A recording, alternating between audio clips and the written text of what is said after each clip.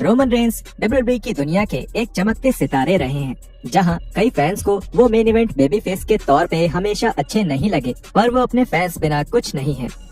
इसी तरह the big dog के पास बैक स्टेज कई दोस्त हैं, जिसके साथ ही कई लोग ऐसे भी हैं जो उनके दुश्मन बन गए हैं। तो जुड़िए, जहां हम बात करेंगे उन रेसलर्स की जो रोमन रेंस के दोस्त हैं, और साथ ही उनकी जिनके बारे में वो सोचते भी नहीं। Dean Ambrose and Seth Rollins. ये कोई हैरानी की बात नहीं है कि रेंस अपने शील्ड के साथ ही डीन एम्ब्रोस और सेथ रॉलिंस के करीब हैं।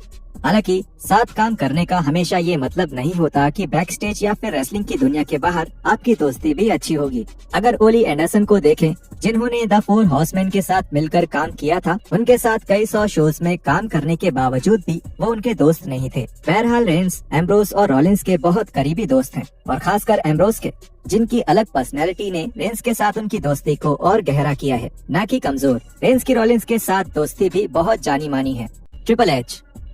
डब्ल्यूडब्ल्यूई के सुपरस्टार और कैमरे के पीछे से डब्ल्यूडब्ल्यूई को संभालने वाले ट्रिपल एच ने रोमन रेंस को डब्ल्यूडब्ल्यूई की ऊंचाइयों को छूते हुए देखा है, जिसमें रेंस के एनएक्सटी में बिताए समय से लेकर उनके मेन रोस्टर रन तक, और इस दौरान ल्यूकीमिया के खिलाफ उनकी लड़ाई और रेसलिंग में उनकी वापसी तक सब शामिल है। डब्ल्यूडब्ल्यूई के सबसे ताकतवर रेसलर के तौर पर हेम्सली के पास रेंस का सामना करने के कई मौके आए, और वो उनको सिर्फ दोस्त नहीं बल्कि कैमरे के पीछे के नजरिए से देखते तो एक बहुत ही अच्छा इंसान मानते हैं।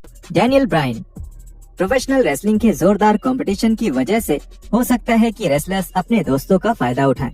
कभी कभी वो आगे बढ़ने के लिए अपने पुराने दोस्तों को धोखा भी दे सकते हैं। और नहीं, हम डब्ल्यूडब्ल्यूई की स्टोरी लाइन्स के बारे में बात नहीं कर रहे हैं।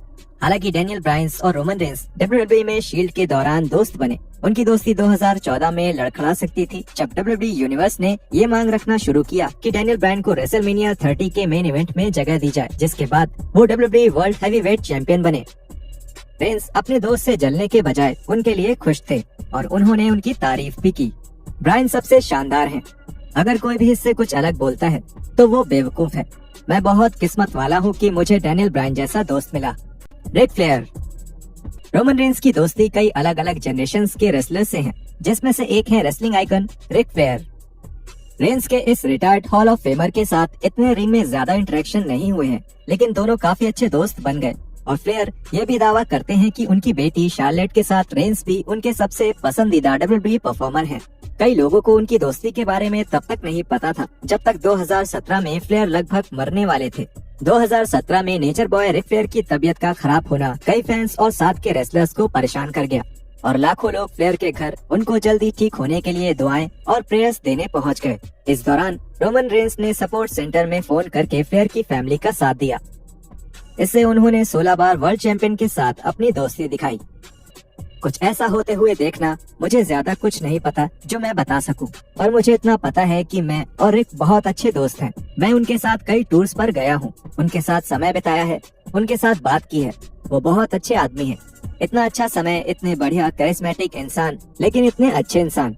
अगर आप उनके दोस्त हैं तो आपको पता होगा वो आपको बहुत प्यार देंगे, और मेरी सारी प्रेयर्स और दुआएं उनके, शार्लेट के और बाकी के परिवार के साथ हैं। Chris Jericho. कभी कभी ये याद रखना मुश्किल हो जाता है कि क्रिस जेरिको 53 साल के हैं, और वो 1990 से प्रोफेशनल रेसलिंग कर रहे हैं।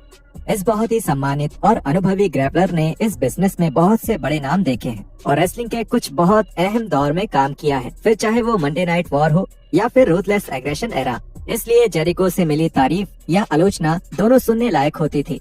जेरिको की 2018 में रोमन रेंस पर कमेंट्स कुछ ऐसी थी।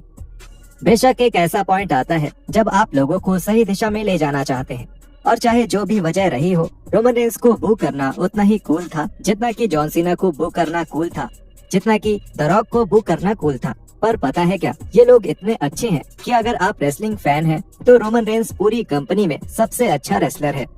मैं ये इसलिए बता रहा हूँ क्योंकि अगर लोगों को उसमें दिलचस्पी है जो आप कर रहे हैं, फिर चाहे वो आपको बू कर रहे हो या चीयर कर रहे हो, वो इन सब के बावजूद भी आपको देखने के लिए पैसे देंगे। बेशक ये जरूरी नहीं कि एक रेसलर की इज्जत करने का मतलब दोस्ती हो, पर जेरिको के केस में वो उनसे छोटे रेंस के दोस्त बन गए, और उनको रेंस की ये बात अच्छी लगी। वो कुछ बियर्स पीते हैं और घूमते फिरते जिंदगी के मजे लेते हैं, जो कि वैसा ही है जैसा जब जेरिको एक जवान रेसलर थे तब था। जेरिको और रेंस काफी अच्छे दोस्त हैं, और जितना वो साथ में काम करते जा रहे हैं, उनकी दोस्ती और गहरी होती जा रही है।